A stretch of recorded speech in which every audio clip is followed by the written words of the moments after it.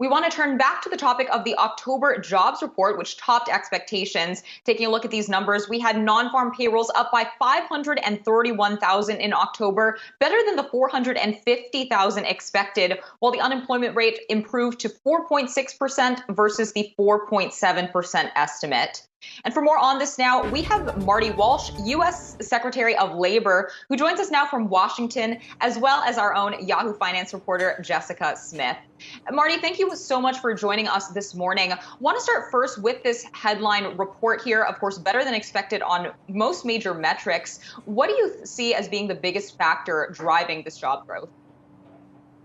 Well, I think one of the things in this jobs report that's great is the diversity of businesses that we saw increases in. In the last several months when we talked about increases, it was in hospitality and leisure and a lot of different places. This time we had manufacturing, we had transportation, we had business services. We did have retail, hospitality and retail a little bit in there as well, and healthcare as well. So I think that we're seeing more confidence, and hopefully, I don't know if I can say the right confidence, but we're seeing more of these sectors, people coming back into them, which was a good thing to see in this report.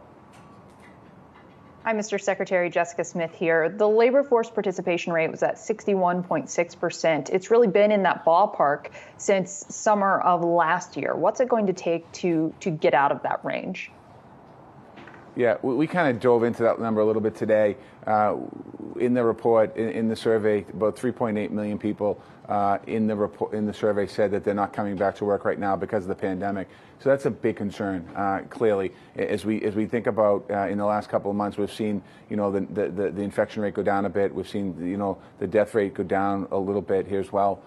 So we really have to focus on how do we bring confidence back into those folks that are just afraid of coming back. And I think one of the ways of doing that is the actions of the Department of Labor yesterday with the emergency temporary standard, with working with companies over 100 or more employees, having vaccinated employees or testing and wearing masks in the workplace. I think that will create hopefully a safe a perception and a reality of a safe work environment for people. I think that's one thing we have to do. And then the other one is really childcare is an issue in this country still. Not necessarily schools, kids are going back to schools, but what do we do with childcare? And part of that is in the infrastructure bill that's being discussed right now in Congress.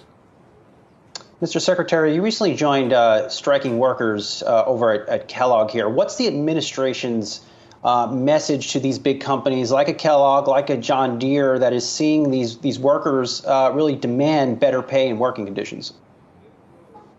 Yeah, quite honestly, I think the message is to both sides. To get to the table, negotiate. It doesn't help employees. It doesn't help people being on the sidewalk with picket lines. It doesn't help companies growing, and particularly in this particular moment, we've all come out of we're still in the midst of a tough time, but we're getting through a pandemic.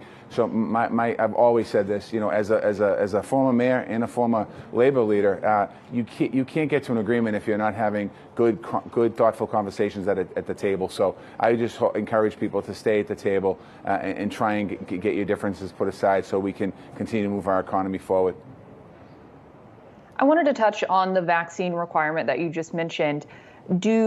How much did the holidays and kind of the pushback from businesses about concerns about workers around the holidays, how much did that affect the decision to decide to push that deadline to January 4th? It didn't. It's all about timing. The president announced it in September that he was going to talk to ask the Department of Labor to come up with a standard. We did. There's a rulemaking process, and it just happened.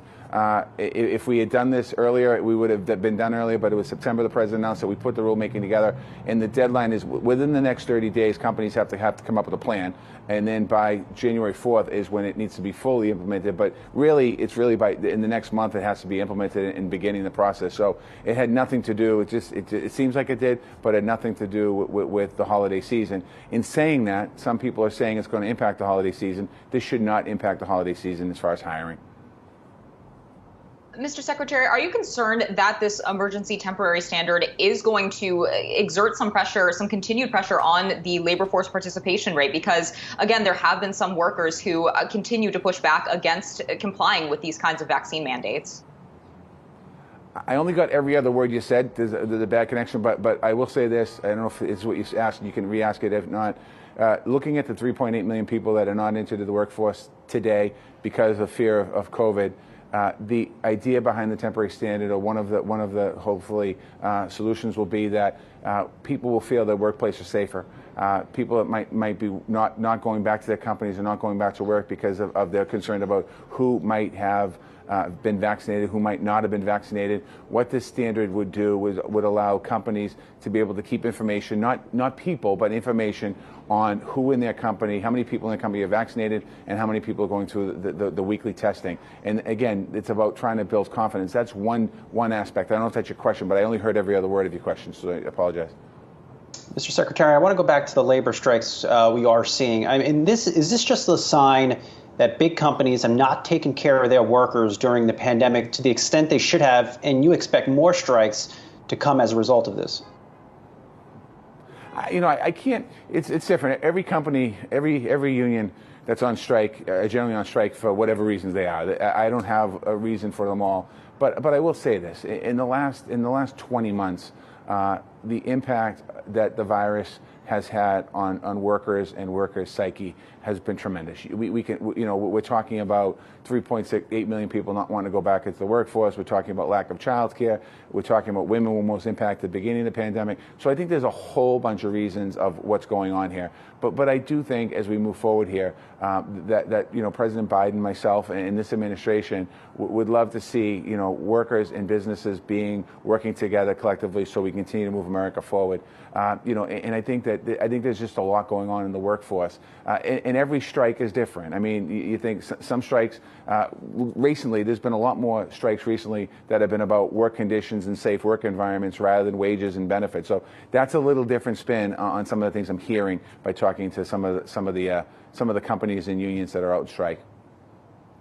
Mr. Secretary, as you know, the House could send the bipartisan infrastructure bill to the president's desk today. If that happens, or I guess when that happens, how quickly do you think we could see an impact in the labor market? Well, certainly the White House and the administration is prepared for, once these bills happen and pass, to get these dollars and get these investments out the door as quickly as possible. I think that it's hard to say what on the physical infrastructure, the roads and bridges and waterways. A lot of states have had time now, and cities have had time now to see what their kind of wish lists are, the projects that they need to move forward, and they're waiting for those dollars.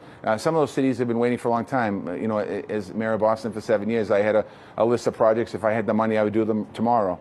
But I think some of that money can go out the door quicker. And then on the other side of it, it really is about building out an infrastructure. Ironically, we're talking about infrastructure, but an infrastructure to use these investments in the best way possible to impact the most amount of people. So I can't give you a time and a day. I can't say to you, by next March, everything's going to be out the door. There's a process.